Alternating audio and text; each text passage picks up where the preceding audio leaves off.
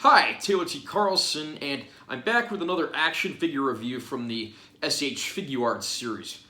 But we're not looking at a Dragon Ball figure today. We're going to be looking at a Marvel figure in the Figuarts line. Today we're going to be looking at one of my favorite characters from the MCU brought to life in the Figuarts collection, Loki. Loki, of course, the adoptive son of Odin and adoptive brother of Thor. In the MCU, he's a source of many heroic and villainous moments and a great deal of the comic relief. He recently had his own Disney Plus series as well. So we'll go ahead and check this figure out. Based on the looks of things, I'm guessing this is based on his appearance from the first Avengers film in 2012. Nice close-up of the package there. Got some art on that side. Picture of the figure there.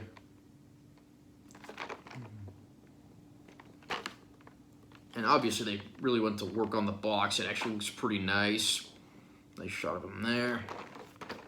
Back's got some poses for the figure. So let's crack Loki open.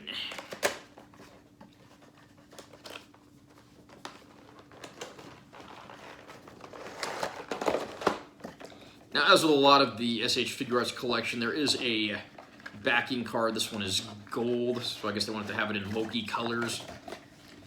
And also, as with most other Figuarts figures, there is a instruction sheet here as well that shows off the pieces that come with the figure and how to get them attached.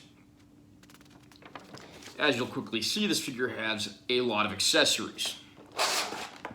Here's Loki on his plastic card. You can see all the accessories as well as the figure itself.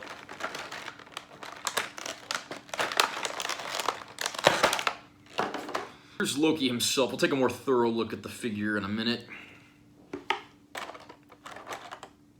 He comes with two scepter pieces, because he uses a scepter with an infinity stone as his weapon, which is later attained by S.H.I.E.L.D. and, of course, later Hydra. Here's the smaller piece and the bigger piece, and these actually split apart so that you can fit him into his hand. Speaking of hands, Loki comes with several of them, both left and right hands. See, we got, closed hands, open hands, gripping hands he can use to carry his scepter. He comes with the handcuffs for when he's bound after the Battle of New York. He also comes with, in addition to his normal head, he comes with an alternate headpiece with his helmet. This one has a sort of smirking face in it, but this can break apart. You could also put a different face in there. There's the face of him bound and gagged after the Battle of New York. There's an alternate hairpiece you can put under the figure if you're displaying it with the helmet. And last but certainly not least, it wouldn't be a Loki figure without the Tesseract. So yeah, a lot of accessories here, and we'll take a look at the figure now. Now, here's the front. Here's the back. Got his cape, of course. This is what he looks like under the cape. Still some decent detail under there, which is nice. Now, the cape is cloth. Normally, I'm not a fan of cloth clothing on action figures because it makes them kind of hard to, articulate and pose.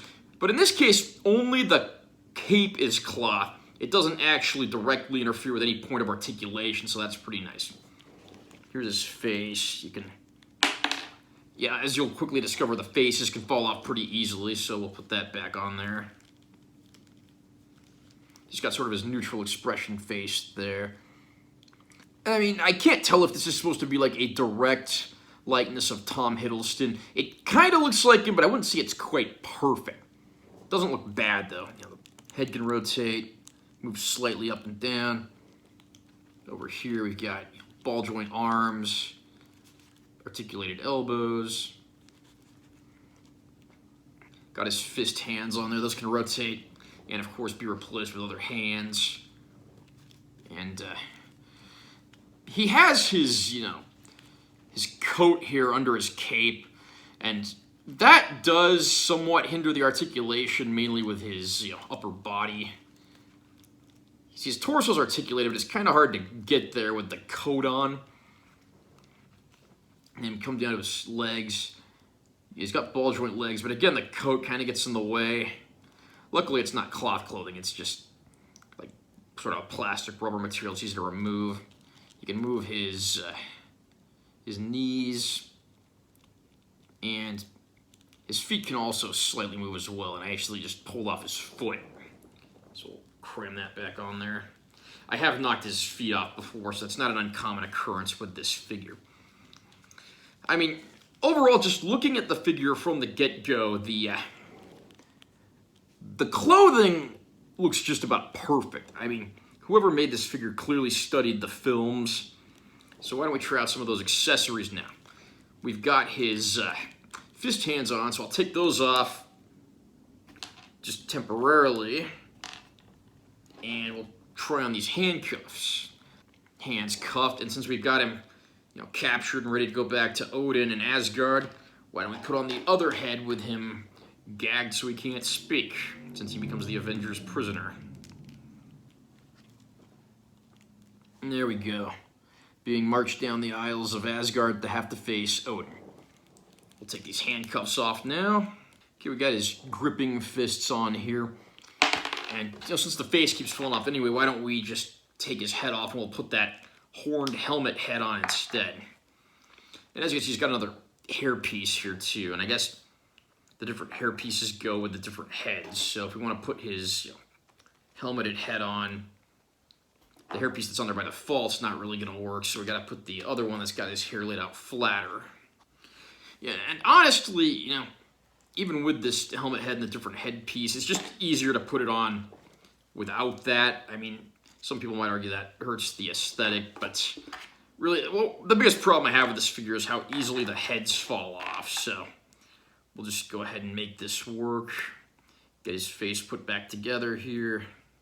Okay, and there he is with his horned helmet look, and we got his smiley face in there. Of course, you can change that face out with the others. So why don't we try out these scepters now? We'll start with the big one. These just break off. Then you put the lower half through his hand. And then the upper half just goes on top of that once you get it through. And there we go. He's ready to go wage war on Earth. And if he doesn't want to carry around the whole big scepter, there's the smaller version of the piece that's also offered here, which is nice. And I'll try putting that one in his other hands pieces, handheld size. And again, sometimes when you're putting these in, the pieces can break apart pretty easily, but there we got it in. Got the smaller scepter ready to go to battle. And we got one more accessory to put into one of his hands, and that, of course, is the Tesseract. So let's give him an open hand so he can hold that. We have the Tesseract in his hand. Sadly, there's no way for him to grip that. You can just put it in a flat-handed display, but it's just really easy to knock off. Even the slightest little bit of tension will do that. I wish that included a hand that permanently had a Tesseract in it that would make it easier to put it in his hand. Now, how do I feel about this figure overall? I think the level of detail in the figure, the clothing itself, the faces, everything, even the cape, even though I'm not a fan of cloth clothing on figures, it looks pretty impressive. And he comes with a decent amount of accessories, more than I would expect to see him with. The problems I have, however, are the hair pieces and trying to get those on when you're trying to change out the two heads. The hands, as with a lot of figure arts, it's kind of hard to get them just right on those little pegs. And then the face and head pieces fall apart a little too easily. I found myself having to deal with that. And then these hair pieces are a pain to work with. And personally, I wish they'd just not even included these or found a way to incorporate the hair into the figure's body where it would go down his back. But not a bad figure overall. I've seen a few of the Marvel Figuarts. Most of my Figuarts collection is Dragon Ball, but it's nice to have something from the MCU. And there's a lot of ways you can pose this figure, a lot of things you can do with it. Overall, I would give this one my recommendation, but as with the Figuarts figures, due to their price, I would probably wait until you're on a site like Amazon and they've got a sale, because of course these things don't go cheap.